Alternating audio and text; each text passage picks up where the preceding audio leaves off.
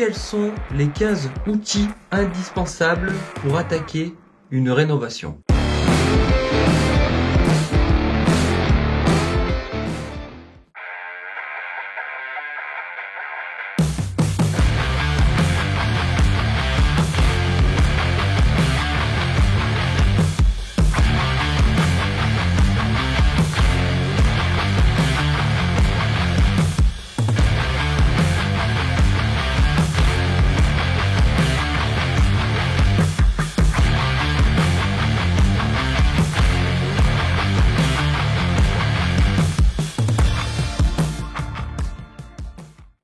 Bonjour à tous et bienvenue dans cette nouvelle vidéo. Après les 10 points importants à vérifier avant d'acheter une maison, aujourd'hui nous allons voir quels sont les 15 outils indispensables pour attaquer une rénovation. Numéro 1, une grosse masse. Oui, quand on se lance dans un projet de rénovation, généralement, il y a pas mal de choses à casser à l'intérieur, des cloisons à faire tomber, des plafonds, énormément de choses à casser. Et donc, forcément, si tu n'as pas de masse, ça va être compliqué, quoi. Numéro 2. Et là, on va dire que c'est pas vraiment de l'outillage, mais c'est assez important, surtout quand on s'attaque à une grosse rénovation. Et je parle bien d'une rénovation, je ne parle pas de homestaging. Ici, on repeint pas le carrelage des salles de bain, ni le papier peint. On fait quand même des gros travaux de seconde œuvre et des travaux de qualité, parce que la qualité, c'est important. Et donc, c'est une remorque. Moi, j'ai une remorque double essieu, même si pendant la casse et l'évacuation des gravats, on peut se faire poser une benne chez soi. Par la suite, durant la rénovation, va forcément falloir acheter des matériaux. Du placo, les portes, les fenêtres, énormément de matériaux. Et pour moi, la remorque, c'est très important. Après, si vous avez le budget pour vous faire livrer à chaque fois les plaques de placo, les sacs de ciment, c'est comme vous voulez, mais je préfère investir dans une remorque, la garder le temps de la durée du chantier. Et après, si j'en ai pas l'utilité, la mettre sur le bon coin, elle partira sans problème. Je dis pas qu'il faut forcément acheter un utilitaire pour attaquer une rénovation, mais une remorque, vous allez en avoir grave besoin et ça va vraiment être très utile. Numéro 3, un escabeau. Oui, ça paraît bête, mais un escabeau, quand tu vas aller casser au plafond ou aller fixer des éléments au plafond, tes plaques, escabeau, échelle, maintenant il y a pas mal de trucs qui se font, très important également. Numéro 4, tu n'as pas besoin de visseuse à placo, les mitraillettes là, tu sais, où paf, tu mets les vis. T'as pas besoin de ça. Mais par contre, investis dans une bonne visseuse, une visseuse de qualité. Par exemple, la DeWalt, la Makita ou la Bosch. N'achète surtout pas une visseuse dans les grandes surfaces de bricolage parce qu'elle ne va jamais tenir la durée de ton chantier. Tu vas la faire tomber une seule fois de l'escabeau, elle va se briser en deux. Et au niveau de la puissance, voilà, c'est vraiment de la dope. Donc achète une visseuse de qualité. Pas besoin de visseuse spéciale placo. Moi, j'ai fait tout mon chantier avec une visseuse. Et pourquoi ? Parce que l'argent que je n'ai pas mis dans cette visseuse, j'ai pu l'investir dans d'autres outillages. Surtout si tu comptes faire pas mal de choses dans ta rénovation toi-même, notamment la plomberie, et prends l'argent que tu devais mettre dans cette mitraillette à placo et achète une pince à sertir, le multicouche par exemple. Là, on parle des outils indispensables. Numéro 5. Et je vais arrêter de montrer comme ça quand je dis numéro 5, parce que quand je vais être à 12, ça va être compliqué. Donc, numéro 5, un perforateur, la base. T'as besoin d'un perfo quand tu fais des travaux, pour percer dans du béton, pour mettre des chevilles, pour percer dans des murs, faire des saignées dans les murs. Voilà, un perfo, c'est un indispensable. Numéro 6,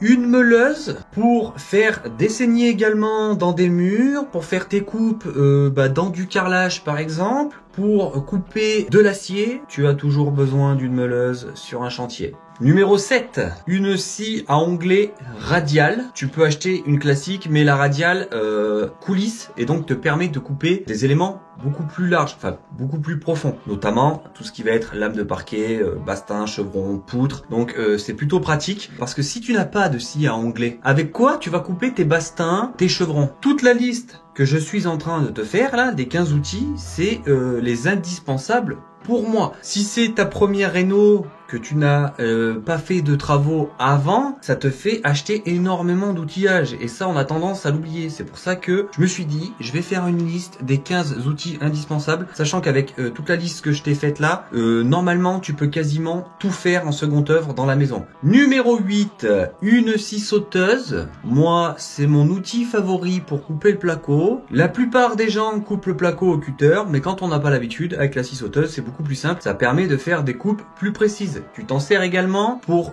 faire des coupes dans tes lames de parquet. Tu vois, quand tu as des coupes assez merdiques, et bah t'es bien content d'avoir une scie sauteuse. Numéro 9, un niveau à bulles. Hein, bon, bah ça c'est la base. Le mieux c'est de le prendre aimanté. Comme ça, quand tu vas faire tes cloisons rail montant, tu mets ton niveau directement sur ton montant. Il est aimanté, t'es pas obligé de le tenir et de galérer. Donc voilà. Niveau à bulles aimanté.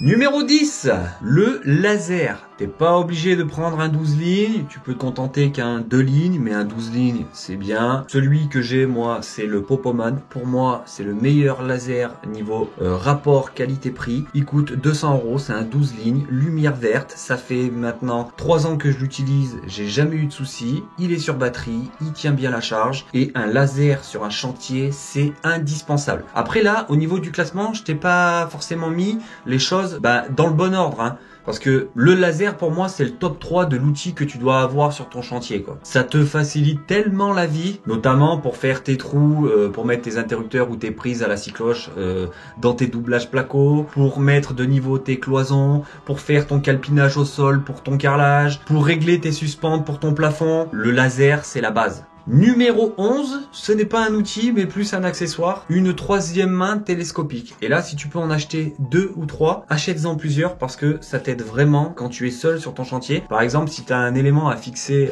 au plafond et que tu as besoin de tes 2 mains, cette troisième main télescopique va te permettre de maintenir cet élément le temps que toi tu le visses. Tu peux t'en servir également pour avoir un point de fixation pour ton laser. Tu peux la placer à n'importe quel endroit dans ta pièce. Ça va te permettre de fixer ton laser dessus et prendre tes différents niveaux ou différents repères par rapport à ce que tu comptes faire. Tu peux également t'en servir pour dans une pièce, si tu veux coller des plaintes et les maintenir le temps du séchage, et tu mets ta troisième main à l'horizontale en appui sur le mur d'en face et ça va te maintenir ton élément le temps que celui-ci sèche par exemple. Numéro 12, qui dit rénovation dit forcément placo, rail montant, à moins que tu décides de faire tes cloisons en briques, mais le plus commun c'est quand même en placo avec structure rail montant. Et donc l'achat d'un kit cisaille pour couper tes rails et tes montants et pince à sertir pour sertir tes montants avec tes rails. Numéro 13, une ponceuse, poncer tout ce qui va être élément en bois à rénover, notamment s'il y a un escalier, un vieux escalier, ça m'étonnerait que tu le fasses à la main. Poncer tes murs,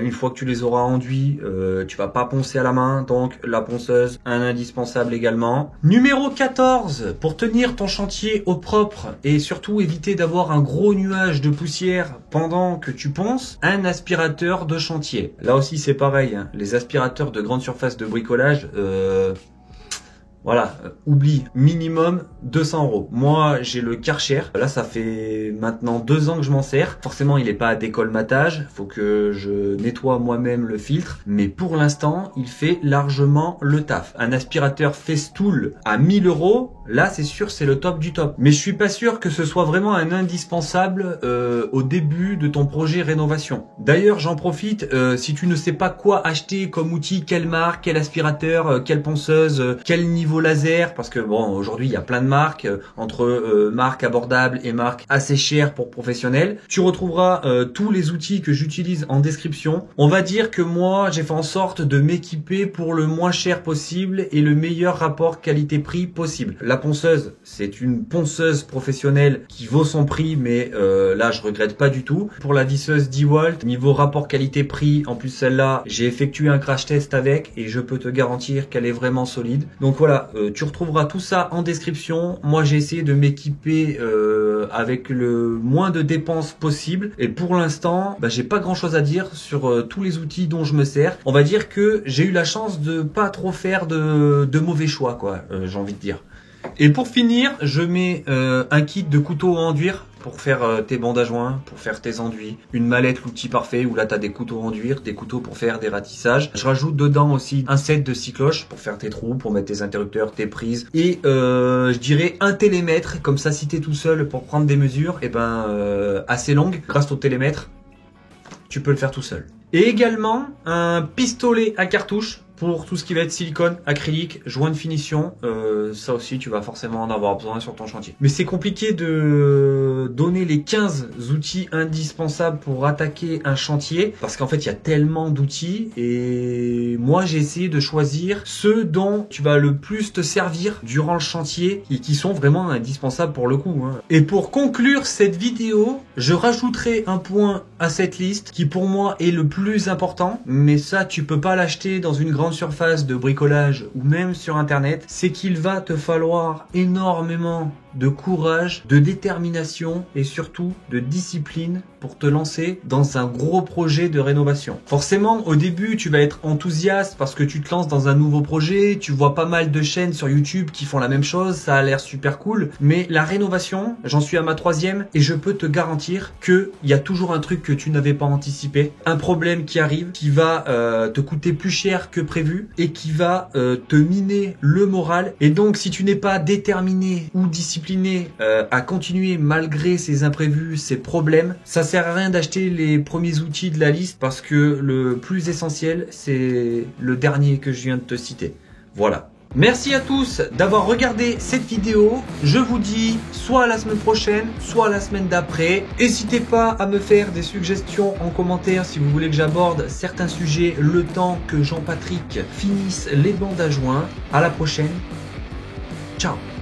Du coup, la semaine dernière, nous avons pris de la hauteur pour aller directement dans la station spatiale de l'ISS. Je propose d'aller directement dans les abysses à bord d'un sous-marin nucléaire de préférence. Hey, c'est incroyable. C'est incroyable. Il fait sacrément sombre ici quand même, hein.